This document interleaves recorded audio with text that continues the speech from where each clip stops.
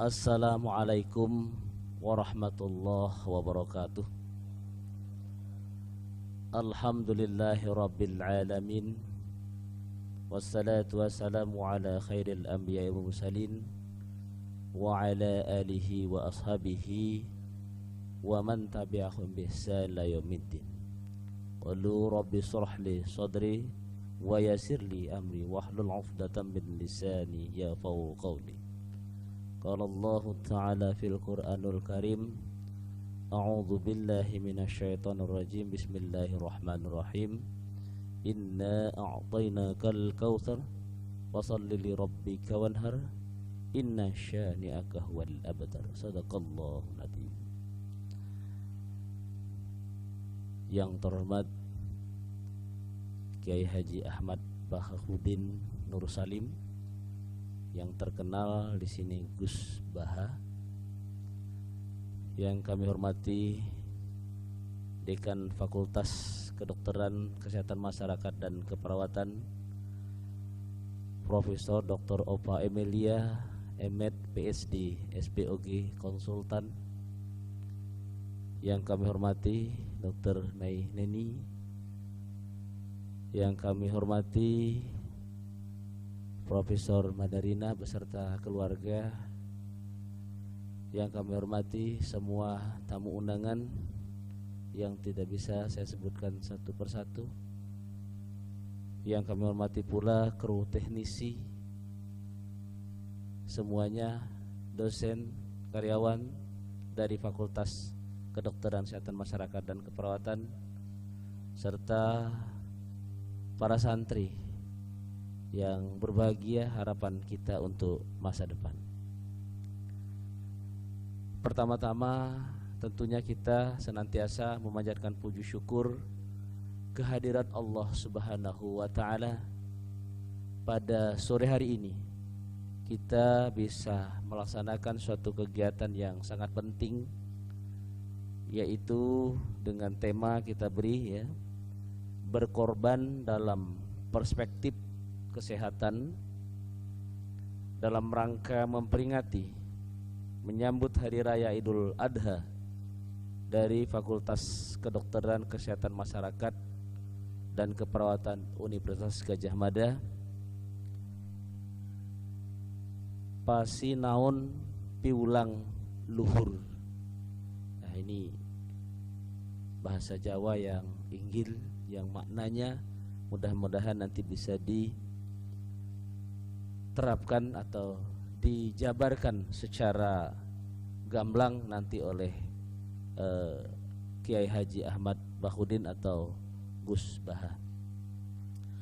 Sebelum acara ini dimulai, saya akan membacakan susunan acaranya.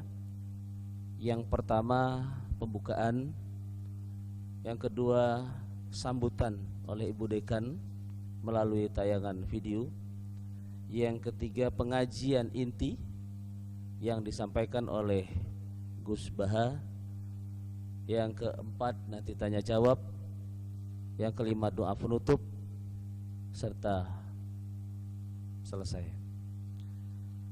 Untuk memanfaatkan waktu yang telah kita sepakati, mari acara ini kita buka dengan membaca Al-Fatihah bersama-sama. Al-Fatihah. A'udzu billahi minasyaitonir rajim. Bismillahirrahmanirrahim. Alhamdulillahirabbil alamin. Rahmanir rahim. Maliki yaumiddin. Iyyaka na'budu wa iyyaka nasta'in. Ihdinas siratal mustaqim, siratal ladzina an'amta 'alaihim ghairil maghdubi 'alaihim waladdallin.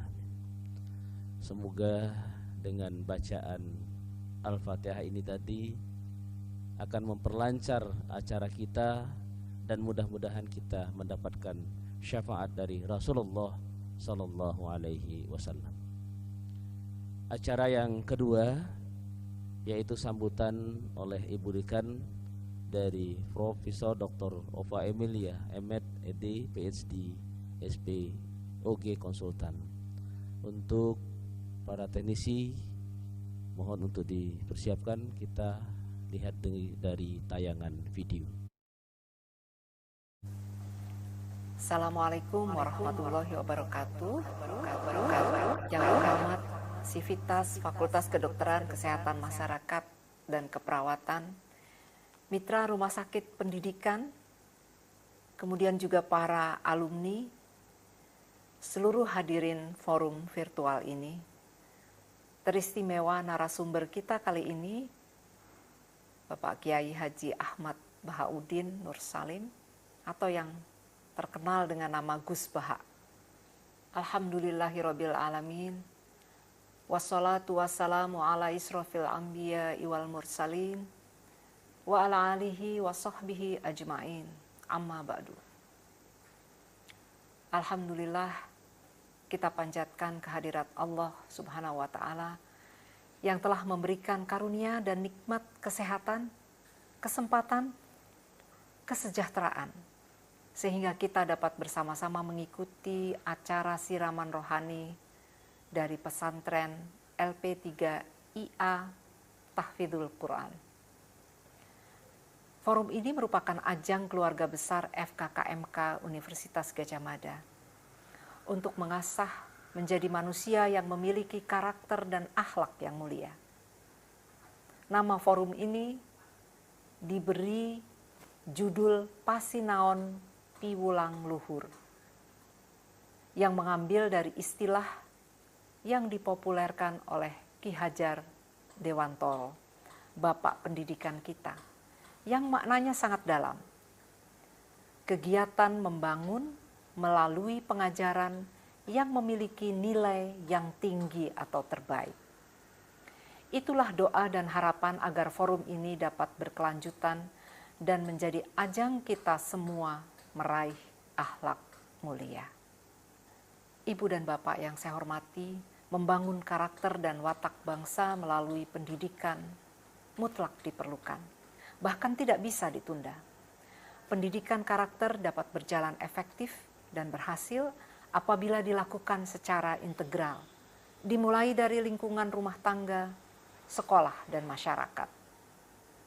Insya Allah melalui upaya sederhana ini, kita bersama dapat memupuk cinta kita kepada Allah dan alam semesta beserta isinya, menumbuhkan tanggung jawab, disiplin, dan mandiri, menancapkan perilaku jujur, hormat, dan santun, kasih sayang, meningkatkan kepedulian dan kerjasama, percaya diri, pantang menyerah, menyebarkan keadilan dan rendah hati, toleransi, cinta damai, dan persatuan. Ibu Bapak yang saya hormati, narasumber forum pertama ini adalah Gus Baha atau Kiai Haji Ahmad Bahauddin, putra Kiai Nur Salim, pengasuh pesantren Al-Quran di Kragan, Narukan, Rembang. Gus Baha adalah santri kesayangan almarhum ulama karismatik Kiai Haji Maimun Zubair atau Mbah Mun, pengasuh pondok pesantren Al-Anwar, Sarang, Rembang. Saya mengenal Gus Baha dari almarhum ayah saya karena beliau adalah seorang ulama muda yang memiliki pengetahuan mendalam tentang Al-Quran, seorang ahli tafsir. Saya mengucapkan terima kasih kepada Gus Baha dan seluruh keluarga yang telah bisa menerima kita semuanya sehingga kita bisa melanjutkan silaturahmi ini dan dapat menikmati, menyimak bersama-sama piwulang dari beliau. Marilah kita ikuti dan simak bersama piwulang beliau. Subhanakallahumma wa bihamdika asyhadu alla ilaha illa anta astaghfiruka wa atubu ilaik. Wassalamualaikum warahmatullahi wabarakatuh.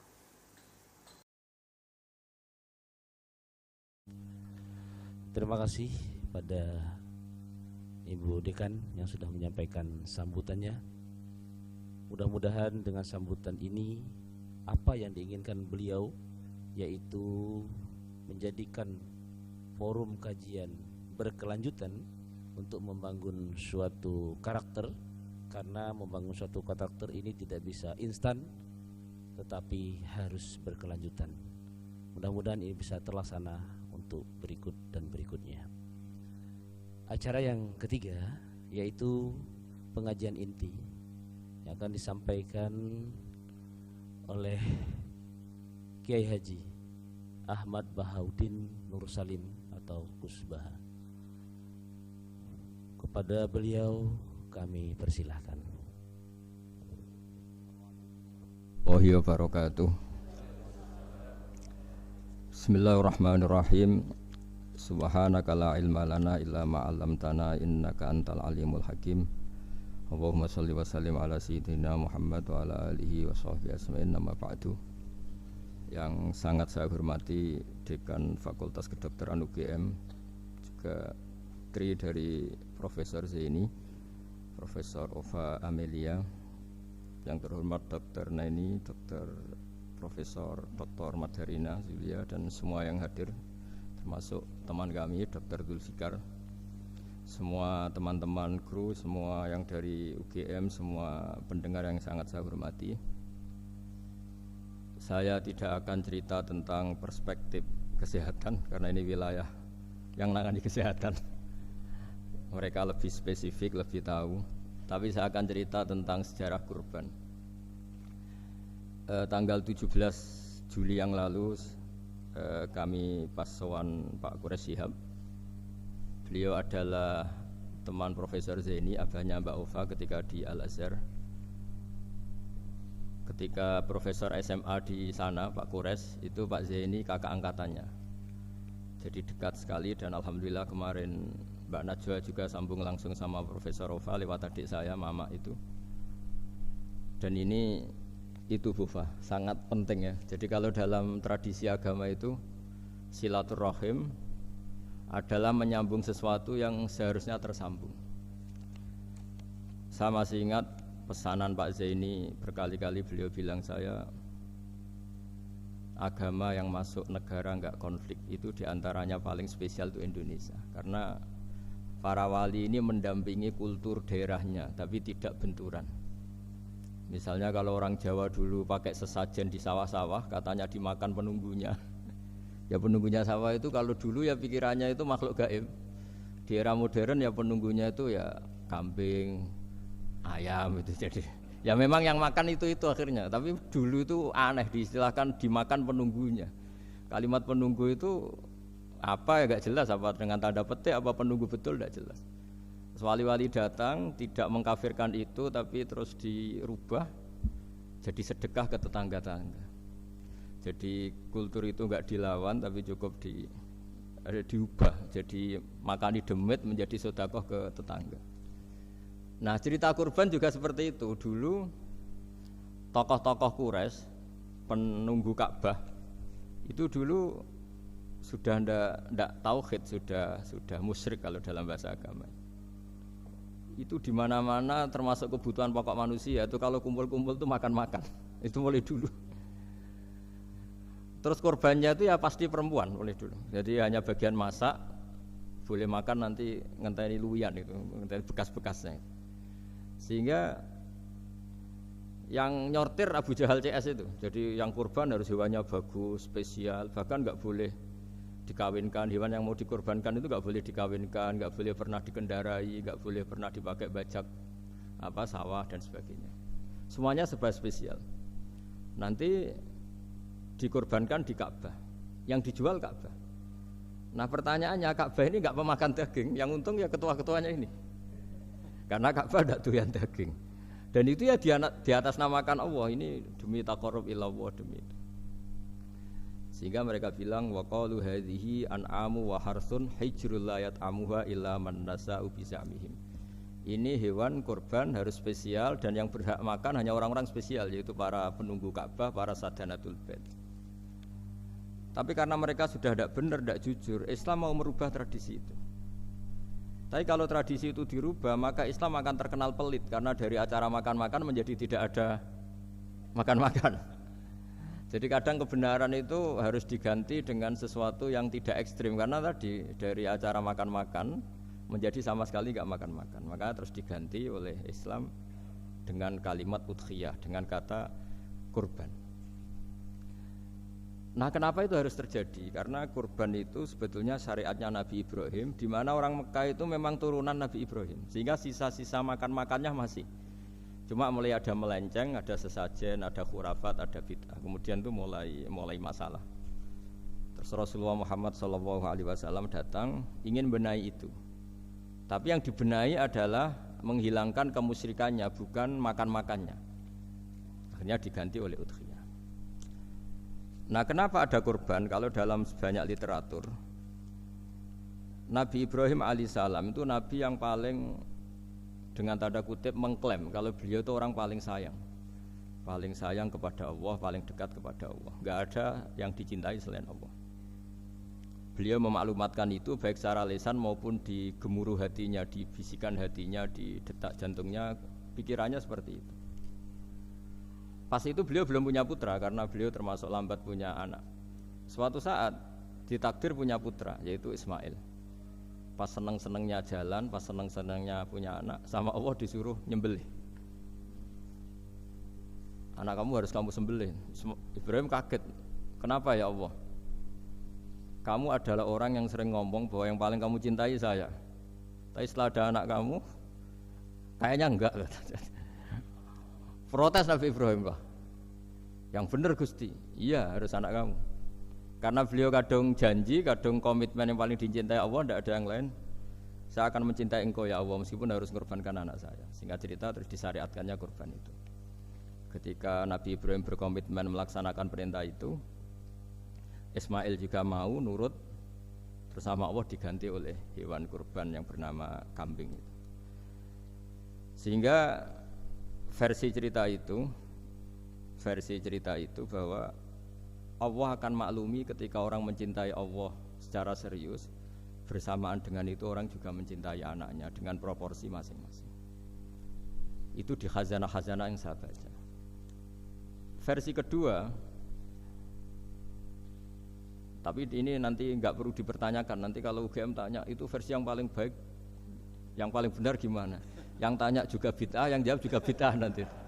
Karena itu wilayah yang kadung terjadi. Jadi kalau dalam ilmu hadis itu, kalau kadung terjadi, mbok kamu unggulkan yang mana, tetap saja yang terjadi hanya satu, mau kelewat. Beda dengan istihad solusi. Karena mau terjadi ya kita uji coba. Kalau nggak cocok yang A ya cocok alternatif B, alternatif C. Kalau sudah kelewat, mau gimana? Kalau salah ya salah aja kan. Versi kedua begini. Semoga versi kedua ini yang benar. Kalau ini benar, keren. Nabi Ibrahim itu memaklumatkan diri. Kalau dalam bahasa Arab itu iddia itu mengklaim bahwa dia adalah orang yang paling sayang terhadap makhluk Allah, semua hamba Allah. Terus beliau diterbangkan ke langit. Ya karena UGM ini lembaga akademik, nanti saya baca teksnya. Kalau bahasa Arabnya itu takbirnya. Diterbangkan ke langit, ke alam malakut. Ya tidak usah ditanyakan cara terbang gimana, nanti ribet nanti itu. Setelah diterbangkan di langit, wa kadzalika nuri Ibrahim malakutas samawati wal ardh, diperkenalkan alam langit, terus dipertontonkan. Itu ada sekian hamba Allah yang nyabu, yang ngefly, yang dugem, pokoknya yang maksiat-maksiat itu. Ibrahim ditanya sama Allah, gimana itu mereka menurut kamu? Damirhum, habisi saja Allah. Mereka makan rezekimu, hidup di bumimu, tapi mereka tidak mengindahkan engkau. Matikan saja. Sama Allah diturutin. Jalan-jalan lagi sampai 3 kali peristiwa tempat-tempat maksiat itu dihabisin sama Nabi Ibrahim. Beliau minta sama Allah supaya itu dihabisin. Singkat cerita, terus beliau diturunkan sama Allah. Setelah diturunkan, ya Allah tidak jawab, tidak apa. Allah itu punya sunnah, punya tradisi, dengan nabinya itu tidak jawab. Suatu saat Nabi Ibrahim disuruh bunuh anaknya, disuruh nyembelih. Protes kan? Huwa samratu fuadi, ini kekasih saya, putra saya, kenapa engkau nyuruh membunuh? Terus kata Allah, kamu tidak ingat di malam kamu saya mi'rajkan melihat hamba-hambaku, dan itu yang bikin aku, dan saya cinta sama mereka yang bikin saya, kamu enak saja minta dibunuh. Sengkirian gantian saya yang minta, kamu tidak nurutin gitu. Kamu pas minta saya tidak tak pikir, langsung tak turutin. Kenapa saya yang sekarang minta kamu mikir gitu. Tapi huwa samratu fuadi, itu buah hati saya. Dan memangnya makhluk-makhluk itu makhluk siapa? Saya yang bikin, kamu enak saja nyuruh bunuh. Nah semenjak itu jadi kearifan kita. Makanya Mbak Ova ini kalau guyonan di dunia kiai, kalau ada majikan bentak pembantunya yang salah meletakkan piring atau gelas, pasti cara berpikir mesti pembantunya ada cantik. Karena kalau salah tok kok dia cantik, itu mesti mikir. Nggak bisa orang bentak orang cantik gitu. Jadi sama, misalnya saya janjian sama Gus Fikar, janjian Gus datang hari Senin gini-gini, ternyata beliau nggak datang. Kalau saya tidak punya utang, tidak atasan saya pasti marah. Sudah janji kok gini-gini. Saya bisa marah itu sebetulnya sebabnya itu dua. Saya kecewa dan dia tidak punya jasa. Tapi yang diomongkan hanya, wah, semua kamu khulful wa'di apa? Enggak tepat. Coba kalau ini atasan saya jadi dosen karena beliau misalnya. Saya punya utang beliau. Mbok nyulayani janji apa kan? Nggih mboten napa-napa kan. Sama. Ada majikan mencintai pembantunya karena sangat cantik, mana ada mencahno piring, omahe dirubahno itu tidak apa-apa gitu kan gitu. Sama. Makanya ada guyonan di dunia kiai itu, ada anak perempuan kan nggak lazim ya, perempuan pakai GL Pro kalau dulu, mungkin sekarang pakai Ninja, pakai celana jin. Sopo iku wong luput suwuk itu? Siapa itu perempuan kok gitu? Niku ponakane jenengan Mbah, astagfirullah, muga-muga pangeran nyepuro.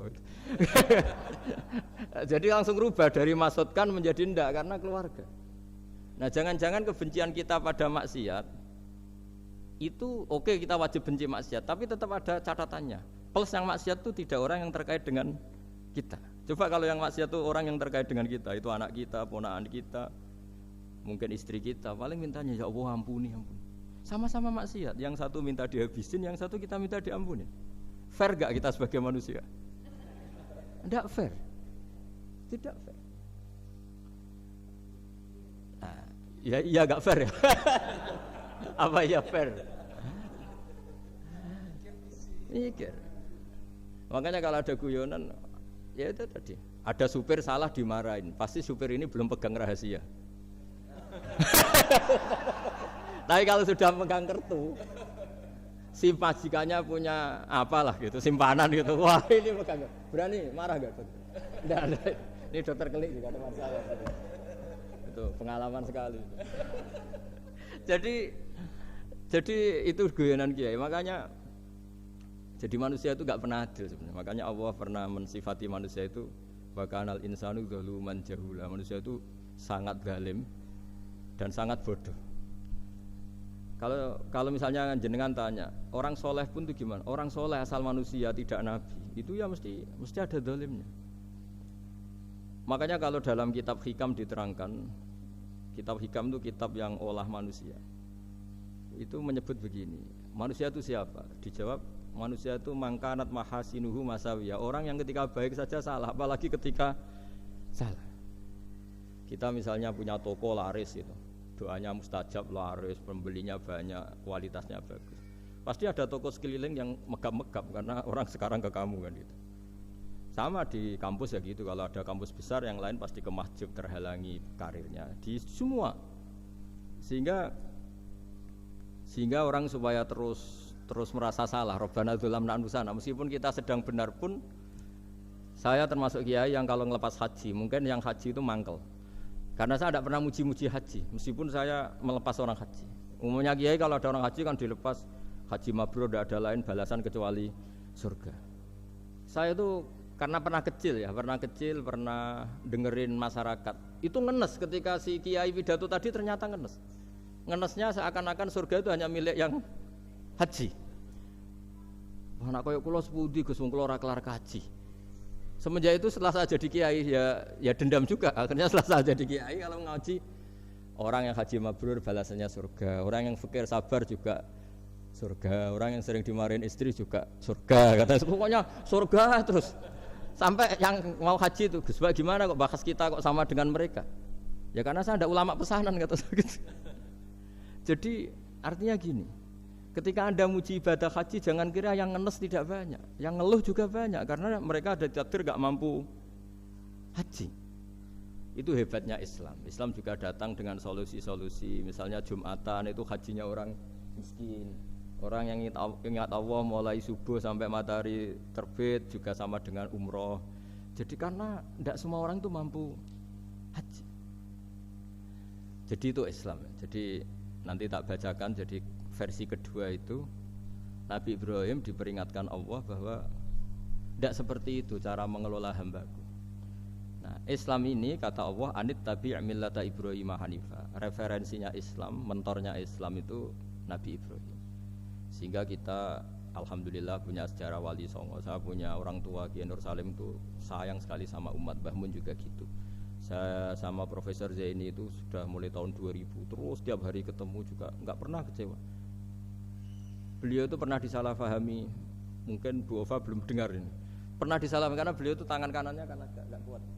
Jadi kalau ngambil papa itu pakai tangan kiri. Itu pernah disalahpahami ya, mungkin orang hasud karena tidak mengkonfirmasi langsung mengklaim beliau itu kiai profesor kalau apa-apa pakai tangan kiri. Kira-kira pertanyaan sunnah Rasulnya mana kan gitu. Beliau itu ya hanya corong Jawa itu berambang, agak nangis tapi tidak sampai keluar air mata tapi berambang. Terus beliau bilang gini ke saya. Saya seharusnya gimana Mas Pak? Ya kalau Pak Zain ingin jadi wali ya tidak usah menjelaskan. Kalau Pak Zain ingin menjelaskan berarti ingin diakui makhluk. Tapi kalau nggak dijelaskan mereka salah paham terus. Tapi cepat jadi wali karena sudah mulai mengabaikan apa kata mereka. Tapi kalau menjelaskan ya enggak, ya lama jadi walinya. Tapi bagusnya orang nggak salah paham. Pak Zain tertawa-tawa. Jadi wali apa enggak? Jadi saya tuh lama sekali sekamar dengan beliau ada di Badan Wakaf ya Mas Fajar ya. Badan Wakaf yang atas itu kan dulu tempatnya Pak Rektor kan kosong. Nah itu kita tempati sama Pak Zaini bertahun-tahun tiap hari diskusi. Dan nggak pernah ceritanya beliau itu penting. Karena seneng guyon, memang khasnya ulama itu seneng guyon. Kemarin saya ketemu Pak Kures, beliau cerita, saya ini punya idola Gus Pak. Kalau manggil saya Gus kadang ya Pak. Dulu beliau doktor filsafat, lama-lama jadi Syekhul Azhar. Itu kalau ke kuliah pakai bis, kata Pak Kures pakai bis. Suatu saat di Al Azhar itu kan beda dengan di yang lain ya, agak-agak modern.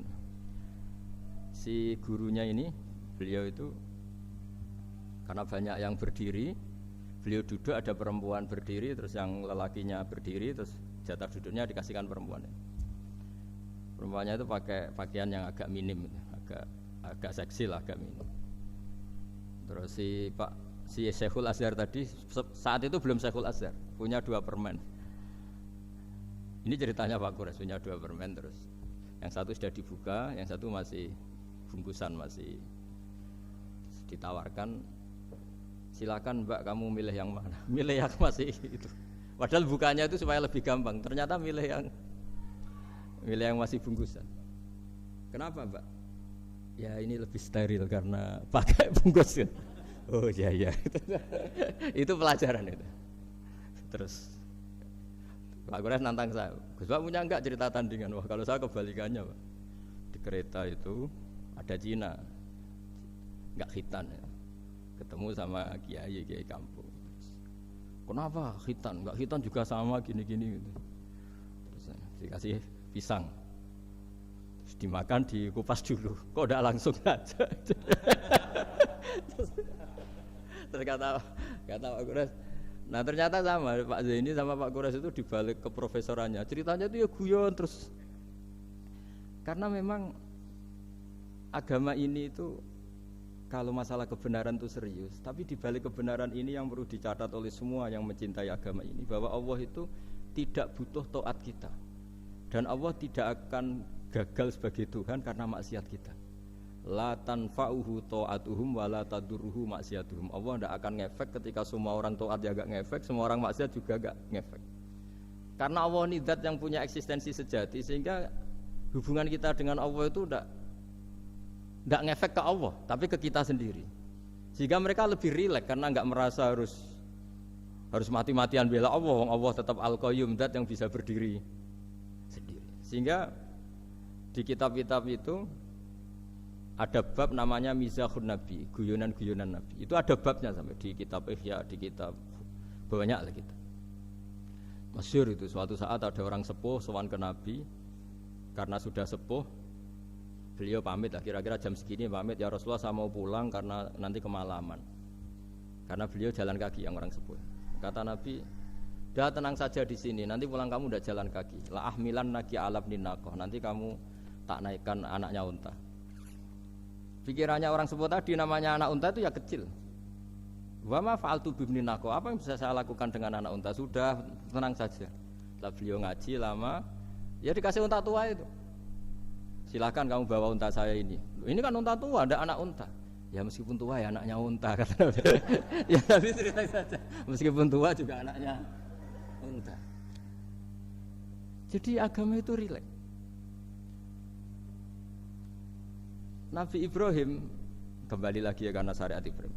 Nabi Ibrahim itu pernah minta supaya nyawanya itu diperpanjang karena beliau umumnya orang itu kan ingin nyawa panjang, ingin umurnya panjang. Beliau yakin penting nyawa panjang, umur panjang. Allah tidak jawab gak apa. Suatu saat ada tamu, orangnya itu sepuh sekali. Nabi Ibrahim karena orang yang sangat menghormati tamu dikasih kurma, apa itu? Anggur. Itu setiap dimakan dikunyah meler lagi keluar. Karena sudah sepuh, nggak ada giginya, dikunyah keluar lagi. Itu jawabnya Nabi Ibrahim, ya Allah, masuk lagi ke kamar, sholat lagi, mengcancel doa panjang umur.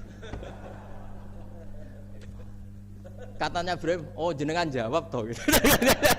Artinya kalau ingin tua sekali ya nasib kamu kayak itu gitu. Jadi karena beliau tahu itu jawaban terus masuk kamar, oh jawab tuh Gusti jenengan, terus membatalkan doanya.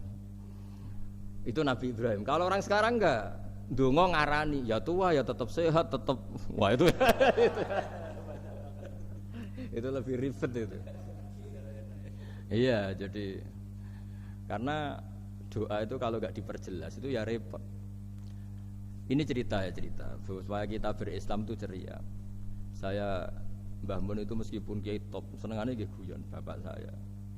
Tapi guyon itu ada yang wajib. Saya dulu itu janggal. Ini cerita ya, mungkin kalau di kampus-kampus umum agak asing, tapi ini cerita. Nuduh zina itu dosanya besar sekali. Saya ulang lagi, nuduh orang lain zina itu dosanya besar sekali. Disebut bab qadzaf. Saya pernah menjumpai 3 kiai besar Bu Ova, 3 kiai besar. Kiai top semua. Di majelis itu ada gosip bahwa si A itu punya selingkuhan sama Sri itu misalnya atau dengan siapa lah dengan perempuan. Itu kalau di Arab itu senengannya pakai Salma, Laila Majnun Salma. Kalau di Jawa itu kasihan korbannya itu. Ya, tapi itu contoh saja ya. Itu si Kiai 3 tadi gak ngefek, malah tanya gini, loh apa perempuannya cantik? Wah cantik sekali Mbah. Cantiknya sampai kayak apa? Malah bicara cantiknya perempuan. Saya itu ya pertama iskal. Ini kiai kok bakas orang apa? Cantik. Orang ayu ya. Setelah majelis itu bubar, yang penggosip tadi ya yang gosip ini gak kiai, yang pembisiknya ada kiai, yang gosip ini gak kiai. Cuma kiai 3 ini posisi mendengar. Tapi malah tanya cantiknya tadi. Singkat cerita setelah orang itu pulang bilang gini, Gus. Itu kalau saya bilang iya dengan gosip itu, saya ikut qadzaf, saya ikut menuduh orang lain zina. Itu dosa besar. Selain itu saya kiai, kalau saya bilang iya dianggap membenarkan. Maka untuk mengalihkan enggak bicara nuduh, jadi guyon tadi. Jadi guyonnya itu, karena kalau kita tadi bilang iya, artinya mengiyakan. Dan itu artinya qadzaf, punya dosa besar karena nuduh orang lain zina. Diperparah dia kiai besar, kan orang menjadi percaya karena yang ngomong bukan penggosip lagi, tapi maka dialihkan tadi, loh ayo nucung sampai segitunya kearifan. Sehingga dulu ketika Ma'is itu seorang sahabat yang pernah salah besar. Itu Nabi ketika beliau ada gosip salah gitu ya, Nabi masih jangan-jangan kamu hanya mimpi cung, jangan-jangan kamu hanya megang tapi tidak sampai zina. Sampai terakhir Nabi tanya, afi aklikaseun, jangan-jangan otak kamu itu sudah agak error. Saking tidak inginnya Nabi mempercayai hal-hal seperti itu. Nah problem kita di zaman sekarang justru kadang nyari-nyari supaya tahu buktinya. Yang dulu para orang soleh menghindari bukti itu supaya enggak suudzon. Sekarang orang mencari-cari bukti. Padahal itu dilarang, wala tajassasu, orang enggak boleh mencari-cari kesalahan orang lain. Nah itu kearifan yang saya dapatkan dari Bapak, dari Mbah Mun, dari Pak Zaini, dari Pak Gures. Mereka orang-orang yang luar biasa menghindari ngomong penting. Sekarang itu orang banyak yang sering ngomong penting. Sebenarnya itu malah salah. Karena kalau ngomong penting itu vonis terhadap orang lain. Tapi kalau kamu rileks, tidak. Nabi dulu tuh rileks sekali. Ketika beliau ngaji gini, terus ada pemuda lewat bawa cangkul mengabaikan pengajian Rasulullah. Banyak sahabat bilang, celaka orang itu, ada Nabi ngaji kok tidak ikut. Jawabannya Nabi unik. Jangan-jangan dia punya keluarga yang harus kerja, dan kalau harus kerja untuk nafkah keluarganya itu juga ibadah. Itu ya sunnah saya. Jadi Nabi rileks saja, tidak tersinggung, tidak. Nah, kenapa kita butuh rileks? Karena kebenaran sekali dipaksakan itu jadinya benturan. Dan itu wali-wali songo itu dulu sudah berpikir seperti itu. Sehingga Pak Zaini yang sering ngendikan sama saya, kita ini bisanya mengikuti Mas Bah, kalau manggil saya Mas, tidak bisa benturan. Sehingga tadi ada modifikasi dari sesajen menjadi sedekah, dari apa menjadi apa. Jadi tidak langsung benturan. Dan itu khazanahnya, bacaan-bacaannya banyak sekali. Termasuk peristiwa Udhiyah tadi. Jadi dulu kurban itu dipakai ajang orang-orang tokoh Quraisy supaya dapat daging yang bagus, di atas namakan Ka'bah. Jadi agama ini dijual mulai dulu. Kuno agama ini dijual. Dan agama mulai dulu ya prospek. Ka'bah itu bisa menyedot wisatawan berapa, wisata religi. Sehingga dulu ada Ka'bah tandingan, perhitungannya juga ekonomi. Jadi mulai dulu itu ya sudah seperti itu, mau apa Mang Allah bikin dunia seperti ini. Jadi mulai dulu agama itu ya, sampai orang Yahudi gak mau iman sama Nabi ya pikirannya sederhana, kalau saya tokoh banyak yang sowan, banyak yang ngasih-ngasih. Kalau saya ikut Muhammad, saya anak buah, yang ngasih saya siapa? Jadi perhitungannya juga ekonomi. Jadi ketika Abraham mau bikin Ka'bah tandingan, itu perhitungannya juga ekonomi. Jadi ribet kan memang kalau manusia itu sudah ribet. Tapi Islam ini datang bukan untuk itu, tapi memaklumi itu. Itu hebatnya Nabi Ibrahim. Ketika beliau berdoa, ya Allah, keluarga kami saya tempatkan di Mekah. Rabbana liyuqimus sholata faj'al af'idatam minan nasi tahwi ilaihim warzuqhum minas samarat. Cuma menurut Islam dibalik, ya Allah, kita ini ingin anak-anak kami ini bersujud kepada Engkau, ingin anak-anak kami ini melakukan sholat. Tapi mereka ini manusia yang untuk ketahanan hidupnya butuh makan, butuh rizki, butuh ekonomi. Maka tolong ekonominya dijaga ya Allah. Jadi dibalik, demi sholat menjaga ekonomi. Jangan dengan demi ekonomi meninggalkan sholat. Jadi dibalik, jadi demi sholat menjaga ekonomi. Juga termasuk menjaga politik. Andaikan tidak ada orang Islam yang cakap politik, terutama yang soleh-soleh, kemudian negara bikin aturan ala mereka, sholat dianggap larangan, pengajian dengan larangan, juga repot. Makanya mulai dulu kiai-kiai itu ya politik, karena nggak ingin negara ini diatur oleh orang yang anti sholat, anti agama. Karena kalau negara terserah yang sedang jabat, kemudian yang jabat tidak soleh, bisa nganggap maksiat-maksiat tidak ilegal, yang pengajian justru ilegal. Nah, di sini kenapa banyak orang-orang soleh dulu ya rata-rata ya berpolitik mulai sebelum kemerdekaan sampai setelah kemerdekaan. Jadi itu ada filosofinya. Nah, bahwa ada oknum-oknum yang tidak seperti itu ya monggo, itu oknum. Tapi sebetulnya awal-awalnya kenapa banyak orang soleh yang politik, karena nggak ingin negara ini dipimpin oleh orang-orang yang anti agama, anti kebaikan. Sehingga berkahnya apa? Berkahnya negara ini berkonstitusi secara Islami. Meskipun tidak negara Islam, tapi tadi hak-hak asasi manusia terjaga, hak belajar, hak beragama, hak ibadah. Coba bayangkan kalau kita jadi korut, Korea Utara kan pusing. Jadi, nah itu uniknya, lagi-lagi ini cerita uniknya. Itu mulai dulu itu tidak ada benturan. Ketika ada Masumi, ada Partai NU, ada macam-macam. Muhammadiyah datang di Jogja itu Mbah Ahmad Dahlan itu teman dekatnya Mbah Hasyim. Saya tahu banyak tentang, namanya dulu Darwis. Itu dulu ngajinya sama pernah buyut-buyut Qiyami di sini. Dulu ngaji Mbah Soleh Darat, Mbah Ahmad Dahlan sama siapa itu Mbah Hasyim. Ketika di Mekah yang Mbah Ahmad Dahlan ngaji Syekh Khotib Minangkabau itu ya sama Mbah Hasyim. Nah kebetulan Mbah Ahmad Dahlan hidup di Jogja yang zaman itu sudah khurafatnya kayak apa, karena ada sistem agama yang sangat, menurut beliau sangat jauh dari Islam yang murni. Terus beliau revolusinya seperti itu. Yang Mbah Hasyim nempat di Jombang. Nah itu kan murni ilmu sosial, murni muqtadul hal. Terus beliau punya metode yang berbeda, tapi nggak masalah, mulai dulu nggak masalah. Kemudian yang jadi kalau yang kadang-kadang memasalahkan tuh ya memang yang nggak tahu masalah. Sebenarnya dulu itu ya biasa aja karena ya itu urusan metode, urusan. Saya teruskan masalah udhiyah. Jadi yang diceritakan Nabi Ibrahim tadi bahwa benci seseorang kita atasnamakan maksiat itu tidak segampang itu karena jangan-jangan kebetulan yang maksiat itu keluarga kita. Apakah kita punya kebencian yang sama saat yang maksiat itu keluarga kita, atasan kita, teman kita? Ya kayak tadi. Kalau saya corong jodi belenjani janji, ada orang janji sama saya nggak tepat waktu, saya bisa marah itu pasti sebabnya jelas. Itu bawaan saya nggak berjasa sama saya. Kalau kata dokter Geli nggak cantik ya.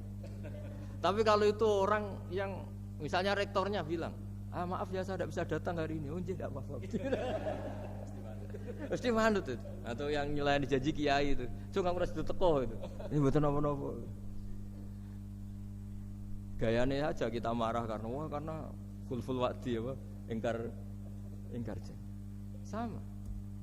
Intinya Nabi Ibrahim itu coba kalau yang maksiat itu anak kamu berharap saya ngasih tobat kan, bukan langsung tak habisin kan. Intinya Allah ingin bilang ke Nabi Ibrahim, andai kan yang maksiat itu anak kamu, ingin saya menghabisi apa tak kasih tobat? Ya kasih tobat ya. Ya seperti itu saya yang bikin. Maka di Al-Azhar sana kalau cerita orang-orang alim itu masyhur. Ada tempat maksiat mau dihabisin sama orang-orang yang sangat keras. Ketemu Syekh Mutawalli Sya'rawi, ditanya, andai kan mereka mati saat maksiat, itu mereka ke surga apa ke neraka? Ya ke neraka. Terus ditanya sama Syekh Mutawalli, kalau mereka ke neraka, akan adzalika muradan Nabi? Apa seperti itu yang digadaki Nabi, umatnya mati terus masuk neraka karena belum tobat? Tidak, Nabi inginnya mereka tobat dulu. Ya sudah, jangan dihabisin. Kamu berproses ikut mentobatkan mereka. Kebetulan ini mau mendengar. Jadi kita lunak, kita baik itu ya semuanya ingin la'allahum yarji'un, semoga mereka kembali, mereka tobat.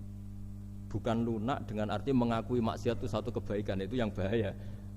Kalau lunak sampai mengakui itu maksiat itu kebaikan, itu bahaya sekali. Tapi kita lunak karena kita ingin berproses untuk bertobat.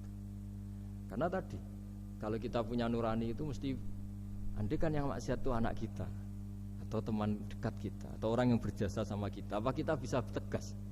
Kira-kira gimana? Bisa kamu tegas sama anak kandung? Berat. Ditantang minggat saja pusing gitu. Ya makanya terus ini saya baca teks aslinya ya supaya mungkin sebagian yang punya kitabnya atau memang punya tradisi akademik supaya mendengar ini. Saya baca ini versi yang kedua ini di kitab Hikam. Kitab Hikam juga termasuk kitab pegangan para kiai, halaman 4 juz 2. Diredaksikan gini, waqad adzabahu ta'ala, ini masih tentang kurban. Waqad adzabahu ta'ala khalilahu Ibrahim fi ba'di mawatinihi al-azimah. Jadi Allah kalau dalam bahasa Arab memberi teguran itu namanya takdib. Makanya kalau orang nakal itu, kalau orang Jawa bilang kurang ajar. Sebenarnya ajar itu kan tahun ajaran baru. Ajar itu kan barang baik. Ya kan disebut tahun ajaran baru. Pengajaran, ajar itu kan barang baik. Jadi kalau kurang ajar berarti kurang baik. Itu bahasa Arabnya orang yang kurang ajar perlu diajari. Itu kalau orang Arab bilang ditakdib. Diwarai toto kromo, diadabkan. Jadi belum punya adab diadabkan. Itu udah, tapi tentu Nabi Ibrahim enggak sampai kurang ajar. Ini kan cerita bahasa ya. Jadi kalau sebenarnya ajar itu udah buruk-buruk sama kurang ajar, berarti orang ini kurang pelajaran, kurang. Tapi di Jawa itu agak salah kaprah, kalau kurang ajar itu ekstrim. Misalnya duduk di meja itu disebut kurang ajar. Sebenarnya ada se-ekstrim itu. Saya teruskan ya. Terus wa 'allamahu kaifa yatakhallaqu bihadzal khuluqil karim inda tilaihi alal asrar. Terus disebutkan anak Ibrahim annahu arhamul khalqi qol farafa'ahu wa ta'ala hatta asyrafa ala ahlil ardi. Nabi Ibrahim diterbangkan ke langit sehingga melihat di bumi yang maksiat-maksiat itu. Faqala ya rabbi damirhum, habisi saja. Terus Faqala wa ana arhamu bi ibadi minka ya Ibrahim ihbit fala allahum yatubun wa yarjiun. Jadi setelah permintaannya semua dikabulkan, dihabisin sama Allah, terakhir cobalah kamu sekali-kali dakwah ke mereka. Kamu belum pernah dakwah kok tahu-tahu minta mereka dihabisin. Coba kamu dakwah, jangan-jangan mereka mau kembali. Nah terus sebagian cerita itu terus diteruskan ketika suatu saat Ibrahim akhirnya diminta menyembelih putranya. Inni arafil manami anni atfahu kafangdur madza tara. Falamma tashammara lidzalik wa akhadha sikin biyadi qala Allahumma hadza waladi wa thamratu fuadi wa habbun nasi ilayya. Ya Allah, ini buah hatiku, ini orang paling saya cintai. Kenapa engkau menyuruh ini supaya saya bunuh? Terus beliau dijawab sama Allah, Ama ta'lamu anni rahimun bi ibadi kama anta syafiqun bi waladik. Fa idza sa'altani ihlaka 'abdi as'aluka dzabha waladik wahidan bi wahidin. Jadi kalau dulu kamu minta supaya hamba saya tak habisin karena maksiat, sekarang saya juga minta kamu menghabisi anak kamu. Tapi ini kan anak saya, sama itu hamba saya yang bikin juga saya. Nah semenjak itu Ibrahim dianggap sebagai bapak kasih sayang. Karena semenjak itu terus beliau orang yang paling sayang. Sampai ada 3 nabi yang menjadi metodenya Rasulullah SAW sebagai mentornya. Kalau Nabi Nuh melihat kemaksiatan langsung bilang, Rabbi la tazar alal ardi minal kafirina dayaro, habisi semua ya Allah. Tapi kalau Nabi Ibrahim apa? Faman tabi'ani fa innahu minni wa man asani fa innaka ghafurur rahim. Orang yang ikut saya ya karuan kelompok saya, dan yang sebelum ikut semoga engkau mengampuni. Tentu lewat proses dakwah, lewat proses. Nah, Wali Songo, kembali ke Wali Songo dan para guru-guru kita, itu seperti itu semua. Jadilah Islam yang di Indonesia, Islam rahmatan lil alam itu konstruksinya ya dari ilmu-ilmu seperti ini. Bacaannya seperti ini. Karena ternyata kita tegas tadi ujung-ujungnya karena itu tidak cantik, tidak atasan kita, tidak berjasa sama kita. Kamu kalau ada supir telat, supir kok telat datang kantor gitu, pasti supir itu belum pegang rahasia. Setelah pegang rahasia tak jamin aman itu meskipun telat. Karena lebih ngeri pasti. Artinya manusia itu kayak apa ngeklaimnya tegas, disiplin, objektif. Kira-kira iya apa enggak? Enggak lah kayaknya ya. Ya pasti tadi. Nah itu yang makanya bapak saya kalau guyon sama saya itu, kan umumnya orang itu kalau di dunia kiai muji istiqomah. Istiqomah itu konsisten jadi imam masjid, konsisten jadi guru, jadi apa. Kalau bapak itu sering guyon ke saya, iku istiqomah apa mau digenti wong liya katanya. Artinya di balik istiqomah itu juga ada catatan lain. Jangan-jangan ambisi gak mau diganti orang lain. Jadi artinya manusia itu dalam benar saja ada unsur salahnya, apalagi pas salah gitu maksudnya. Nah ya pas benar saja ada unsur salahnya, apalagi pas salah. Nah, itulah dengan sudut pandang seperti ini adalah orang terus gak gampang menghakimi orang lain. Karena manusia yang baik adalah cukup dia merasa aibnya banyak, salahnya banyak, kemudian itu menyibukkan dia dari mencari-cari aibnya orang lain. Makanya kalau dalam cerita Ibrahim alaihissalam, karena kurban itu identik dengan syariatnya Nabi Ibrahim. Ini saya punya catatan yang kemarin tak baca juga di Jakarta. Itu suatu saat Nabi Ibrahim itu didatangin orang Majusi dulu. Orang Majusi itu ya tidak beragama. Singkat cerita Nabi Ibrahim itu terkenal kaya dan suka menghormati tamu. Dulu tamu itu sangat penting dihormati karena dulu nggak ada warung, terus padang pasir. Kalau sekarang itu ya wajib dihormati tapi tidak wajib-wajib banget. Karena biasanya sudah marung di mana-mana. Sudah marung di mobilnya bawa apa? Bekal. Kalau dulu di padang pasir kalau tamu nggak dihormati bisa mati betul. Kadang 2 hari perjalanan itu nggak makan nggak apa karena di padang pasir warung nggak ada, nggak bisa ngopi-ngopi ya. Sehingga kalau menghormati tamu dulu itu pahalanya luar biasa ngasih makan itu. Kalau sekarang ya pahalanya biasa aja karena ya tamunya makannya ya biasa aja karena sudah kenyang duluan itu. Singkat cerita orang ini datang ke Ibrahim minta dikasih makan. Nabi Ibrahim mengatakan kamu syaratnya harus Islam dulu, kalau enggak kasih makan. Karena Ibrahim itu seorang nabi dan beliau komitmennya seperti itu, si tamu tadi putus asa. Akhirnya walla itu ya sudah meninggalkan Ibrahim. Setelah beberapa jangkah Allah bilang ke Nabi Ibrahim, orang itu umurnya berapa tadi bilang ke kamu? 50 tahun. Pernah enggak orang itu kelaparan? Kata Allah, enggak, baru ini kelaparan. Terus kata Allah, mundu khamsina sanatan nut'imuhu ala kufri. Falau nawal tahu lukmatan min ghairi antu talibahu bitahiri dinik lakana ahsan. Orang itu umurnya 50 tahun. Itu ya tak kasih makan padahal dia majusi. Kamu baru diminta sehari saja minta syaratnya Islam. Terus itu ada di kitab apa Ar-Risalah Al-Qusairiyah di halaman 262. Jadi cuma dulu itu motifnya semuanya agama, bukan atas nama demokrasi atau kebebasan beragama. Karena dulu itu orang dulu itu kan saking sayangnya Allah, apa-apa konstitusinya ya perintah Allah. Dan ternyata perintah Allah seperti itu, akhirnya dipanggil. Kemana ya majusi ke sini tak kasih makan. Majusinya kan kaget. Ada apa? Kenapa kamu rubah? Ditegur Tuhan. Iya, ditegur Tuhan. Jadi dan alhamdulillah saking simpatiknya orang Majusi tadi akhirnya masuk Islam.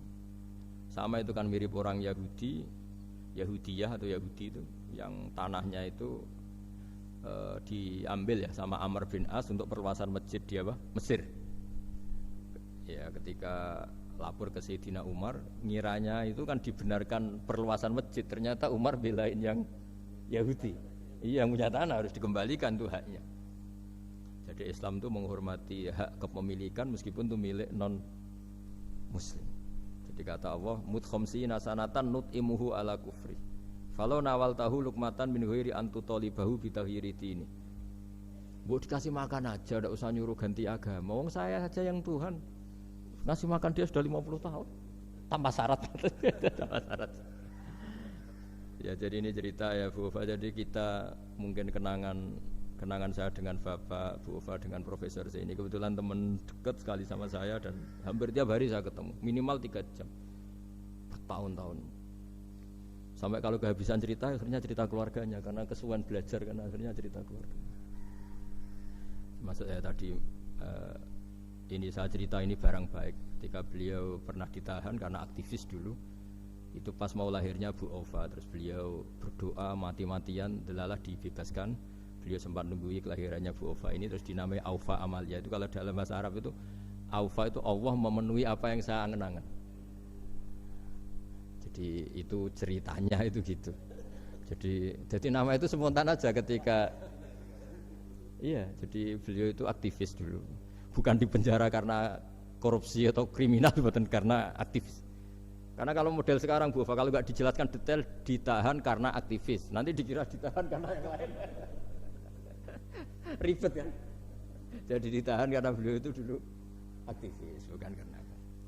Ya saya kira demikian. Monggo kalau ada sesi tanya jawab, kalau tapi yang ringan-ringan saja nanti jadi serius. Berapa pertanyaan? Apa waktunya pakai waktu? 10 menit ya? Ini pas. Iya, terima kasih Pak Gus Baha yang sudah menyampaikan cukup baik ya untuk pencerahan kita semua terkait dengan bagaimana kehidupan bermasyarakat dan bagaimana kita mensikapi salah benar, begitu juga terhadap orang-orang yang mungkin selama ini tidak kita duga, ternyata banyak hal-hal yang kita dapatkan pada sore hari ini. Saya yakin dari pemirsa atau dari Bapak Ibu yang hadir secara langsung maupun virtual ada hal-hal yang akan ditanyakan. Kita masih punya waktu cukup kurang lebih 1/4 jam. Oh kelamaan ini. Kelamaan, iya. Tadi 10 menit perjanjiannya. Iya. Tadi 10 menit. Iya. Pas ini. Kami persilakan dari yang hadir terlebih dahulu. Sudah sangat jelas berarti ini. Sudah pinter semua. Ya, ini ada pertanyaan. Yang pertama katanya, Assalamualaikum warahmatullahi wabarakatuh. Pak Gus Baha, Dalem ingin bertanya, dan ingin tahu bagaimana supaya kita bisa selalu berpikir nubuwah di setiap peristiwa yang menimpa kita di kehidupan sehari. Semoga. Gimana? Ulang lagi.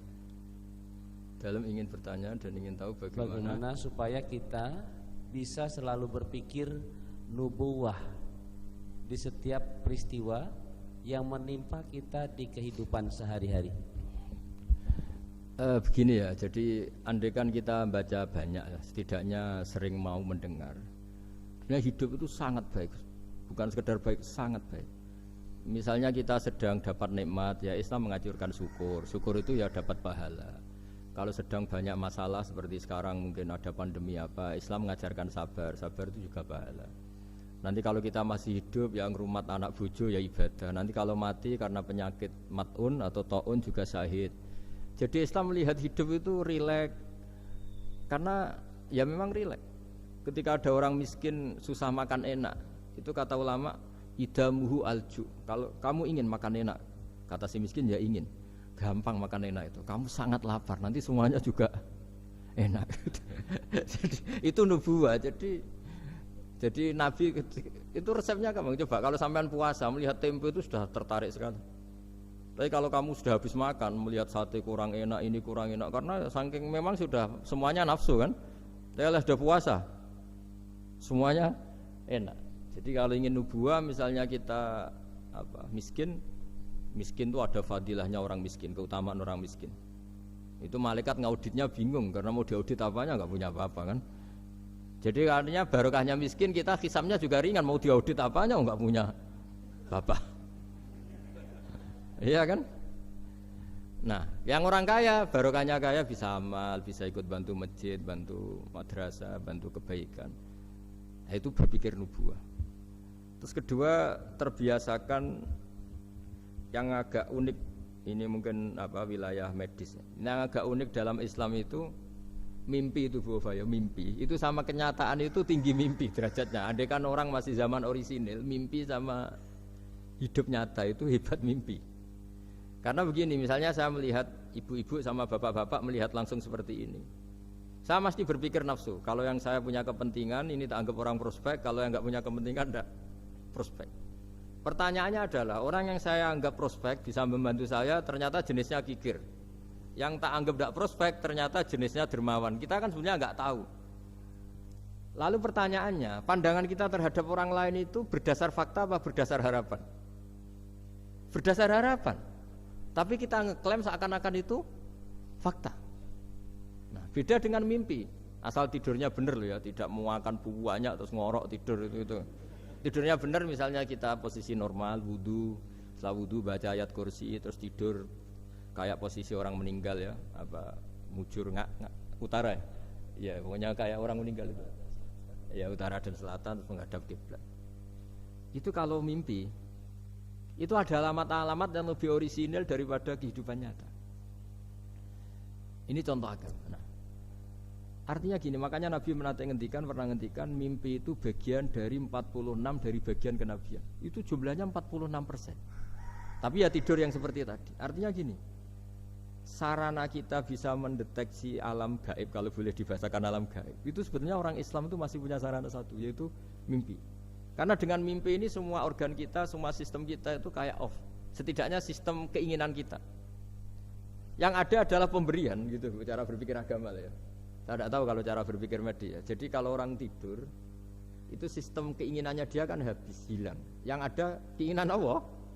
Jadi dia posisi diberi.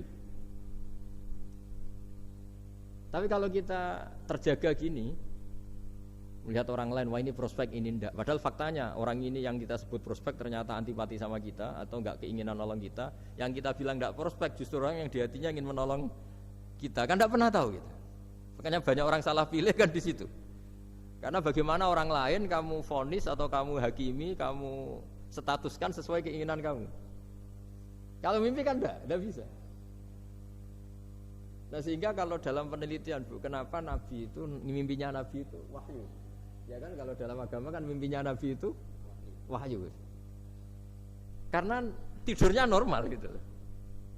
Normal artinya kelas A tadi lah. Makanya banyak orang awam pun yang wah, sing tak sakseni persis mimpiku, yang saya saksikan persis mimpi saya. Orang awam saja ngalami, apalagi yang nabi. Nah, artinya untuk mendeteksi nubuwah selain tadi ya, kita kan seperti yang saya ceritakan berkali-kali. Kalau ingin nubuwah itu sebenarnya gampang, maksudnya bermental nubuwah. Kalau saya sekarang hidup, ya anggap saja bisa melakukan kebaikan lagi. Kalau sekarang saya mati atau akan mati, anggap saja mati itu mengakhiri semua potensi keburukan Anda. Sekarang mungkin kita ada zina, ada korupsi, ada maling, tapi siapa yang bisa menjamin bahwa kita tidak akan maksiat di masa depan? Dengan mati potensi itu hilang. Makanya Nabi melihat mati itu ya sederhana. Wa tawaffani idza kanatil wafat khairan li. Ya Allah, hidupkan kami ketika hidup kami menambah kebaikan. Matikan kami jika mati itu mengakhiri kejahatan. Jadi Allahumma ij'alil hayata ziyadatan li fi kulli khairin wal mauta rohatan li min kulli syarrin. Ya Allah, ketika saya hidup, dianggap saja ini potensi menambah kebaikan. Kalau saya mati, dianggap mawon mengakhiri semua kejahatan. Sehingga ya mati itu pasti baik.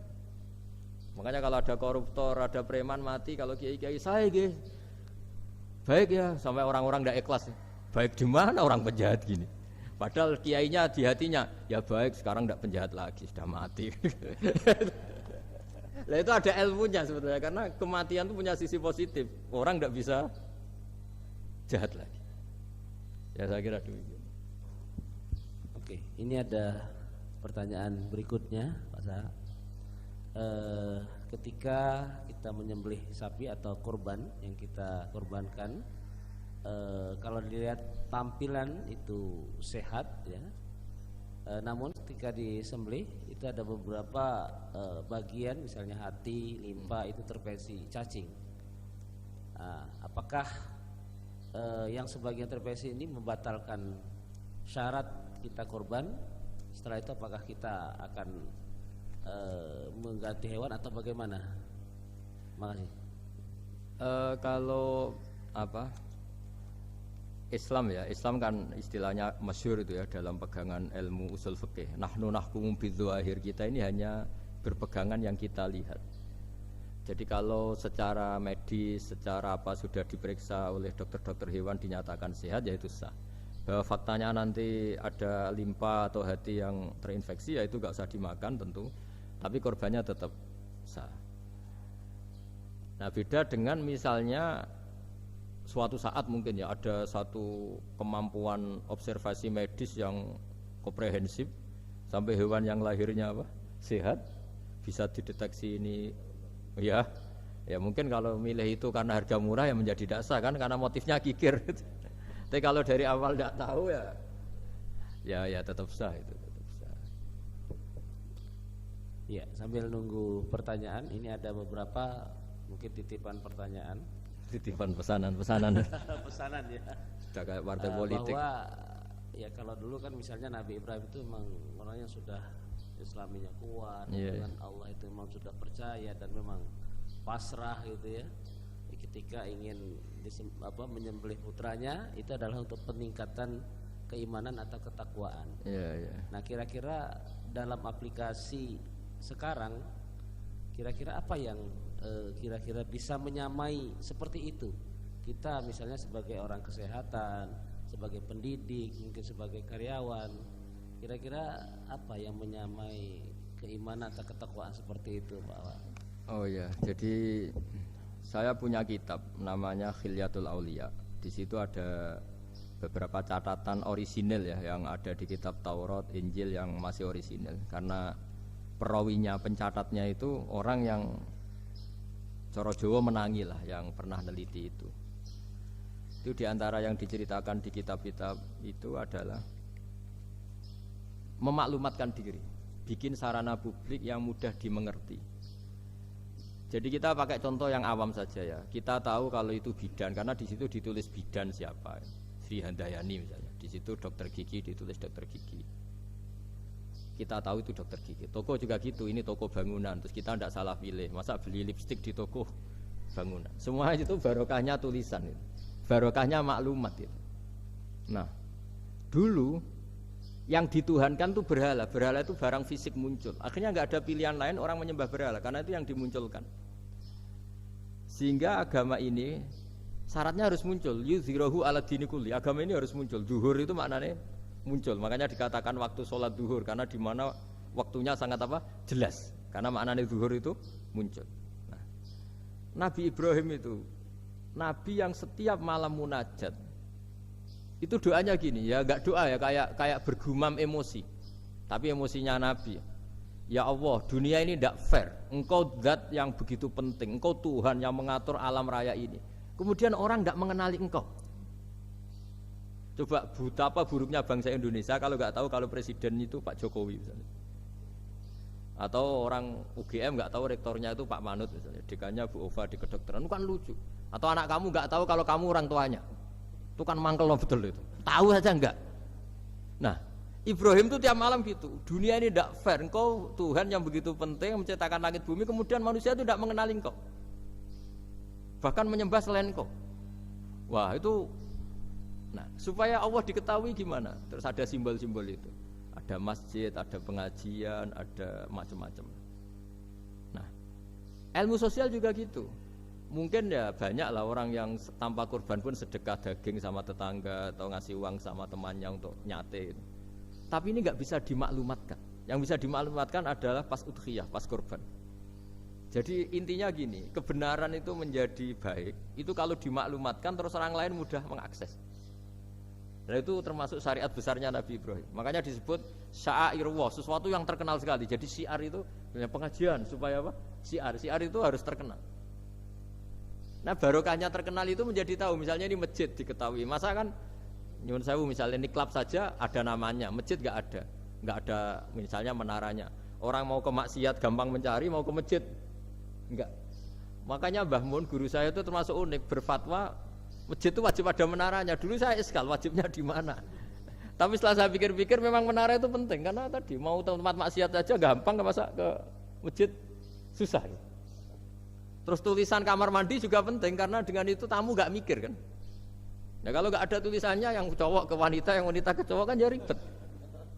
Nah di antara syariat Nabi Ibrahim yang mendekatkan ke Allah apa? Memaklumatkan.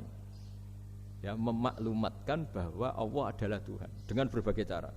Mulai pelatihan, mulai macam-macam. Ya sama lah orang Indonesia kok gak tahu kalau ideologinya Pancasila itu yang mangkel betul itu. Saking nggak disosialisasi misalnya atau nggak dimaklumatkan. Jadi awalu hadzal-din itu at-tahaddi atau wal i'lam. Pertama Nabi jadi nabi dari Gua Hira, itu ya langsung naik ke Gunung Sofa, memaklumatkan diri kalau beliau nabi yang mengajarkan tauhid. Jadi makanya saya ini ya umumnya orang kiai lah, saya Pak Zeni semuanya itu sebenarnya inginnya juga orangnya. Karena apa? Karena tidak tahu kan. Makanya pertama kali ibadah sama Allah itu apa? Ma'rifatullah. Coba pertama ibadah itu apa? Ma'rifatullah kan, mengenali bahwa Allah itu Tuhan. Jadi itu yang paling penting. Kalau tidak tahu, ya misalnya di pondok saya ini terus dianggap Pak badhe metuki sinten. Dulu aku kiai deh cerita kan kenyak uang gitu. Jadi makanya Nabi Ibrahim itu mangkelnya kayak apa? Wong dunia ini milik Allah, kemudian orang-orang ini nggak tahu Allah itu siapa. Taunya makhluk kayak berhala, kayak apa yang malah dianggap Tuhan. Nah ya itu jadi kalau ingin dekat Allah dalam konteks modern ya maklumatkanlah kebenaran ini. Sampai kebenaran ini mudah diakses, mudah dipelajari, mudah dipahami karena tadi dimaklumatkan. Ya saya kira demikian. Ini sudah. Oke, terima kasih. Masih ada? Oh ya, ini ada akhir ya. Masih 1, 2, 3, 4. Wah, kalau gitu. Banyak ini ternyata. Ya, yang berikutnya dari Umi Zakiyah Malang. Assalamualaikum Pak Gus Baha. Berkaitan dengan langkah-langkah ibadah haji, tentang apa yang dilakukan oleh Nabi Ibrahim, yaitu wukuf. Ya? Apakah betul saat yang di layarnya kok beda? Yang Umi Zakiyah.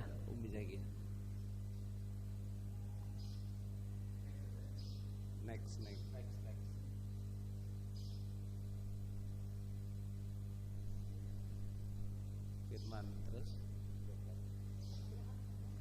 Iya. Banyak. Dewi Ismi. Harus dibatasin kan. Oh iya. Iya nanti kita batasi. Kok nanti ya? Ini soalnya sangat menarik ini. Iya. Ini ada Dewi Ismi. Apakah benar? Ya ini, apakah benar kisah penyembelihan Ismail itu dipalsukan? Wah, itu jawabnya gampang, nggak benar. Apa hubungan kurban dengan Idul Adha yang secara harfiah artinya perayaan atau merayakan waktu duha? Ya. Nah, monggo. Kalau cerita penyembelihan Ismail itu jelas benar ya karena ada di Al-Quran. Jadi yang jadi perdebatan mufassir itu apakah benar-benar Ibrahim itu sampai menyembelih, maksudnya sampai meletakkan pisau di leher, apa setelah berkomitmen mau menyembelih sudah dibatalkan Allah karena Allah menghormati apa? Komitmennya. Jadi nah, tapi hampir semua ulama berpendapat memang ya sempat benar-benar sampai fisik Ibrahim meletakkan apa? Pisau di lehernya, kemudian lam yu'assir syai'an misalnya tidak membekas sama sekali terus diganti itu. Jadi cerita itu populer sekali. Tapi yang penting adalah tadi cerita saya bahwa itu karena Ibrahim pernah mengklaim beliau cinta Allah itu enggak tertandingi oleh makhluk apapun. Terus diuji ketika punya anak, mencintai anaknya. Terus diuji dengan cara kalau kamu betul hanya mencintai saya, ya anak kamu sembelih gitu. Ternyata mau juga, berarti betul gitu. Tapi setelah betul ya sudah tetap normal lah tetap. Tapi tidak usah dipraktekkan nanti kalau. Terus kalau masalah udhiyah itu bukan kaitannya dilakukan waktu duha, memang duha yudhi tadkhiyatan itu artinya ya menyembelih yang memang kebetulan waktunya setelah sholat. Nah, waktu sholat itu kemudian bisa dibahasa Arabkan waktu duha. Jadi ya memang saling terkait. Kalau bahasa Arab itu memang semuanya begitu. Jadi kalau orang yang perilakunya baik itu disebut Muhammad, orang yang terpuji. Sehingga Nabi Muhammad punya nama lain namanya Ahmadu, saya memuji Allah. Kan Hamidah Ahmadu, kalau ingsun Ahmadu saya memuji. Jadi kalau bahasa Arab memang itu bofa. Kalau bahasa Arab itu memang unik. Bahasa Arab itu semuanya itu merujuk kosakata. Makanya kalau Pak Quraisyah menulis tafsir itu mesti melibatkan kosakata. Kayak Rasul itu asli maknanya Rasul itu ya utusan.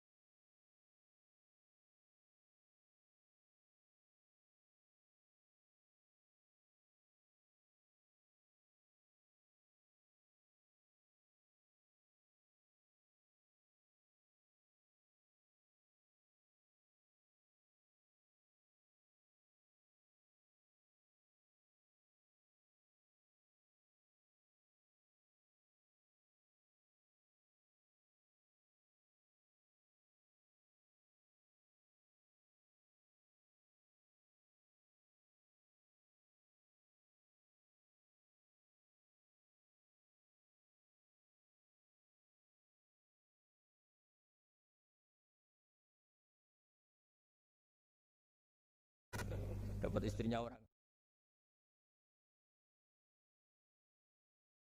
Kalau bareng yang korban kan harus sama suaminya orang kan. Ya saya bilang gitu, ya Allah itu tidak kayak yang kamu pikirkan gitu. Kalau dia ikhlas ya nanti kan tetap ke surga itu ya gampang saja lah, tidak harus seperti itu. Jadi dia bayangkan. Yang jelas memang kaedahnya gitu ya, kalau satu sapi cukup untuk 7 orang. 7 orang itu bisa keluarga, bisa orang yang kita amali ya. Karena memang Islam mulai dulu itu membolehkan orang amal untuk orang lain. Jadi dulu ada orang, ya Rasulullah, orang tua saya ini sudah sepuh, beliau sangat ingin haji, tapi kalau haji nggak bisa karena sudah tidak bisa berkendara unta. Kata Nabi, ya sudah kamu saja yang haji sebagai ganti bapak kamu. Sehingga idza mata ibnu adam in qata amaluhu itu termasuk anak yang soleh, sodako dan apa. Memang mulai dulu Islam itu ada beberapa hal yang amal itu bisa diamali pada orang lain. Awaladin solihin yatullah, terus adalah beberapa. Nah korban juga gitu. Biasanya anak-anak yang soleh itu perasaannya dulu bapak kami miskin, nggak mampu berkorban, nggak mampu akikah. Biasanya anaknya terus melakukan itu untuk bapaknya. Nah memang jadi perdebatan ulama, apakah kemudian mayit ini dapat pahalanya enggak? Jawabannya gini, kalau mayit itu orang soleh dapat. Kalau enggak soleh, itu kemungkinan dapat kecil. Misalnya gini, ada mayit yang zaman hidup itu antipati ngamal. Kok enak, duitku sing ilang wong liya nyate gitu. Dia mentalnya mental kikir yang beranggapan kok kenaan tetangga kami, uang kami yang habis, orang lain yang nyate. Terus dia mentalnya gitu dibawa mati. Kemudian anaknya soleh, berkorban untuk bapaknya. Lah yang seperti ini ada potensi nggak sampai karena dia tidak pernah punya niat. Itu beda dengan orang yang zaman hidup memang ingin korban, cuma secara ekonomi nggak mampu. Makanya pentingnya innamal a'malu binniyat itu di situ. Amal itu terserah niat. Dalam banyak syarah, ya syarah itu penjelasan yang rinci itu dijelaskan. Kenapa orang mukmin masuk surga selama-lamanya padahal dia jadi mukmin hanya 80 tahun. Misalnya kita hidup di dunia kan rata-rata 80 tahun. Karena dia berkomitmen andikan hidup 1000 tahun juga tetap mukmin, andikan hidup 2000 tahun ya tetap mukmin, tetap sholat. Setiap orang sholat perasaannya gitu. Andikan kita hidup 2000 tahun juga tetap seperti ini kan, ya tetap sholat, tetap. Nah, sehingga karena niat itu dia diganjar surga selamanya. Karena dia bayangkan andikan di dunia selamanya juga akan iman selamanya. Nah, orang kafir juga berkomitmen gitu, yang belum rubah maksudnya. Kalau dia hidup ya akan kafir terus. Ya, makanya dia kafirnya 80 tahun, misalnya hukumannya juga neraka yang lama sekali karena. Nah, kira-kira itulah. Makanya kalau mayat tidak soleh ini kita yang sebagai ulama berdebat karena tadi itu kan ibarat gini, ada mayat sama sekali nggak pernah sholat, bahkan dulu itu mengkritik orang sholat, terus dia mati, anaknya jadi orang soleh sering tanya saya, Gus sholatnya bapakku tak kodoin ndak? Wong era sholat kodoi yuk kakuati kan? Beda dengan misalnya kita punya bapak soleh misalnya, terus pas beliau koma ya misalnya ini koma 2 hari kan keluarganya kalau kodoi kan paling 2 hari pas koma. Lah ini orang enggak sholat mulai kecil sampai tua sampai mati. Anaknya sholat tersiksa, anak saya tak kodoi. Lah bapakmu sholat boten. Wah ya kesel kowe. Sudah kesel, orang ini enggak pernah berkeinginan sholat. Kan beda dengan Nyun Sewu ibu saya atau bapaknya Mbak Ova. Memang ibu saya ya enggak sholat tuh karena sudah koma atau sudah apa, sudah banyak alat-alat medis yang terpasang. Ini cara ngodoi jumlahnya ya jelas. Dan sumbut karena memang beliau andikan sehat komitmennya juga sholat. Nah ini yang orang kadang salah kaprah, bisa enggak amal sampai mayit? Sebetulnya di dunia ulama perdebatannya bukan masalah sampai tidaknya, mayitnya ini siapa? Gitu. Kalau mayit ini soleh jelas, dawuh Nabi man sanna sunatan hasanatan falahu ajruha wa ajru man amila biha ila yaumil qiyamah. Orang baik kemudian mengajarkan kebaikan pasti dia dapat investasi kebaikan itu. Dan siapapun yang meniru dia dapat sahamnya. Itu enggak ada perbedaan antara NU, Muhammadiyah, Wahabi, semuanya sama. Yang debat itu yang enggak paham. Tak jamin itu yang debat itu yang enggak paham. Wong hadisnya jelas sahih apa? Siapa yang mensyariatkan kebaikan, kemudian kebaikan itu ditiru oleh orang setelahnya, maka dia akan dapat kebaikan itu dan kebaikannya orang yang meniru itu. Itu kan hadis sahih, nggak ada perdebatan sama sekali. Ya terus yang terakhir ini, terakhir betul itu. Ya sudah. Iya. Kalau dituruti mungkin sampai Isya nanti ya nggak selesai nih, pertanyaannya masih cukup banyak. Ya, terima kasih atas pencerahannya. Mudah-mudahan kita bisa mengaplikasikan dalam kehidupan kita sehari-hari. Untuk berikutnya agar kita mendapatkan hidayah, petunjuk dari Allah dan lebih barokah, kita akan menutup doa. Sebelumnya saya sebagai moderator, apabila ada kekurangan, kekhilafan, saya mohon maaf yang sebesar-besarnya, dan apabila ada kebenaran itu betul-betul dari Allah Subhanahu wa taala. Untuk selanjutnya doa penutup kami persilahkan kepada Gus Bah untuk menutupnya. Bismillahirrahmanirrahim. Ahmaduka bi annaka alhamdu la ilaha illa anta al-hanan ya badi'as samawati wal ardi ya hayyu ya qayyum ya dzal jalali wal ikram. Anta rizquna ya wa husna tawadifika wa tahadika. Wa sholli wa sallim ala nabiyyika Muhammad wa ala alihi wa sahbihi ajma'in. Wa maj'alna aminin salimin mu'afin min kulli bala'in ya akhirah. Waj'al ya Allah istima'ana hadha istima'an mubarakan nasuman wa ikhtiraqana ba'da hadhi ikhtiraqan mahfuza. Innaka ala kulli syai'in qadir, innaka ala kulli syai'in qadir, innaka ala kulli syai'in qadir. Allahumma yassir wa la tu'assir, wa ma yassir wa la tu'assir, wa ma yassir wa la tu'assir. Fa inna taysira al-asira 'alaika yassir wa anta ala ma tasha'u qadir. Rabbana atina fid dunya hasanah wa fil akhirati hasanah wa qina adzabannar. Sallallahu ala sayyidina Muhammad wa ala alihi wasallam wa barakatuh. Subhana rabbika rabbil izzati amma yasifun wa salamun alal mursalin walhamdulillahi rabbil alamin. Terima kasih. Semoga dengan doa ini akan menambah iman dan takwa kita kepada Allah Subhanahu wa taala. Billahi taufiq wa hidayah.